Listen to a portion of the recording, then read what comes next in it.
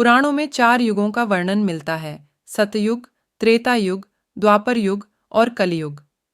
कलयुग को एक श्राप कहा जाता है, पर क्या आपको पता है कि पृथ्वी पर कलयुग कैसे आया?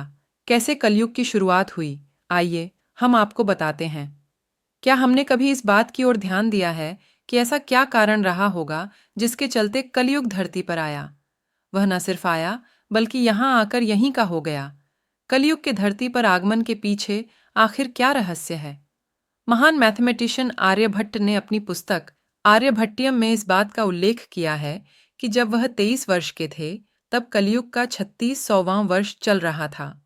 स्टैटिस्टिक्स के अनुसार आर्यभट्ट का जन्म 476 ईस्वियों में हुआ था। गणना की जाए तो कलयुग का आरंभ 3102 ईसा पूर्व हो चुका था, जब धर्मराज युधिष्ठिर अपना पूरा राजपाठ परीक्षित को सौंपकर अन्य पांडवों और द्रौपदी समेत महाप्रयाण हेतु हिमालय की ओर निकल गए थे।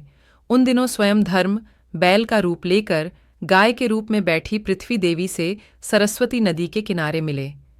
गाय रूपी पृथ्वी के नयन आंसुओं से भरे हुए थे, उनकी आंखों से आंसू बह रहे थे।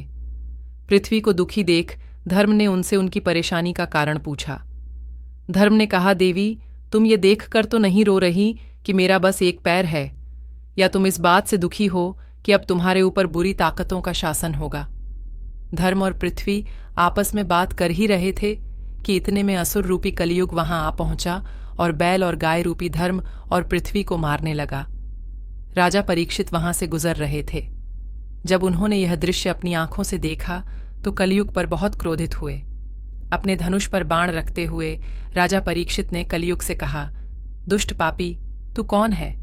इन निरीह गाय तथा बैल को क्यों सता रहा है? तू महान अपराधी है। तेरा अपराध क्षमा योग्य नहीं है, तेरा वध निश्चित है।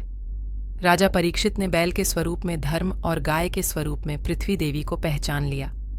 परीक्षित राजा ने उनसे कहा, हे वृषभ, आप धर्म के मर्म को भली भांति जानते हैं, इसलिए आप किसी के विषय में गलत ना कहते हुए अपने ऊपर अत्याचार करने वाले का नाम भी नहीं बता रहे हैं।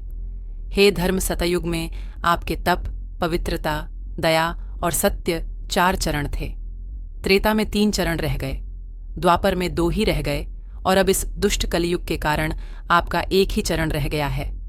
पृथ्वी देवी भी इसी बात से दुखी हैं। इतना कहते ही राजा परीक्षित ने अपनी तलवार निकाली और कलयुग को मारने के लिए आगे बढ़े। राजा परीक्षित का क्रोध देखकर कलयुग कांपने लगा। कलयुग भयभीत होकर अपने राजसी वेश को उतारकर राजा परीक्षित के चरणों में गिर गया और क्षमा याचना करने लगा। राजा परीक्षित ने शरण में आए हुए कलयुग को मारना उचित न समझा और उससे कहा, कलयुग, तू मेरे शरण में आ गया है, इसलिए मैं तुझे जीवनदान दे रहा हूं। किंतु अधर्म, पाप, झूठ, चोरी, कपट, दरिद्रता आदि अनेक उपद्रवों का मूल कारण केवल तू ही है। तू मेरे राज्य से अभी निकल जा और फिर कभी लौटकर मत आना। परीक्षित की बात को सुनकर कलयुग ने कहा कि पूरी पृथ्वी पर आपका निवास है। पृथ्वी पर ऐसा कोई भी स्थान नहीं है जहां आपका राज्य ना हो। ऐसे में मुझे रहने के लिए स्थान प्रदान करें। कलयुग के ये कहने पर राजा परीक्षित सोचने विचार कर कहा, झूठ, द्यूत, मद्यपान, परस्त्री गमन और हिंसा, इन 4 स्थानों में असत्य, मद, काम और क्रोध का निवास होता है। तू इन 4 स्थानों पर रह सकता है। परंतु इस पर कलयुग बोला, हे राजन, ये 4 स्थान मेरे रहने के लिए अपर्याप्त है। अन्य जगह भी प्रदान कीजिए मुझे। इस मांग पर राजा परीक्षित ने उसे स्वर्ण के रूप में 5वां स्थान प्रदान किया। स्वर्ण रूपी स्थान मिलते ही कलयुग ने राजा परीक्षित के सोने के मुकुट में वास कर लिया।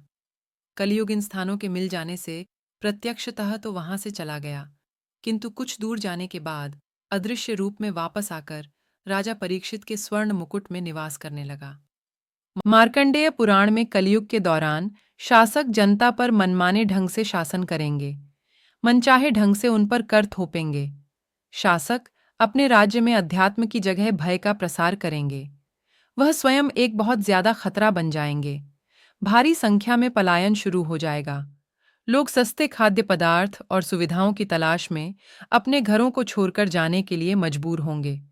धर्म को नजरअंदाज कर दिया जाएगा और लालच, सत्ता, पैसा सभी के मस्तिष्क में प्रबल रूप से विद्यमान रहेगा। लोग बिना किसी पश्चाताप के अपराधी बनकर लोगों की हत्या करेंगे। संभोग जिंदगी की सबसे ज्यादा जरूरत बन जाएगी। लोग बहुत आसानी से कसम खाएंगे। वचनों का कोई अर्थ नहीं रह जाएगा। लोग मदिरा और अन्य नशीले पदार्थों की चपेट में आ जाएंगे। गुरुओं का सम्मान करने की परंपरा समाप्त हो जाएगी। ब्राह्मण ज्ञानी नहीं रहेंगे। क्षत्रियों का साहस खो जाएगा और वैश्य अपने व्यवसाय में ईमानदार नहीं रह जाएंगे। पाप अपने चरम पर होगा।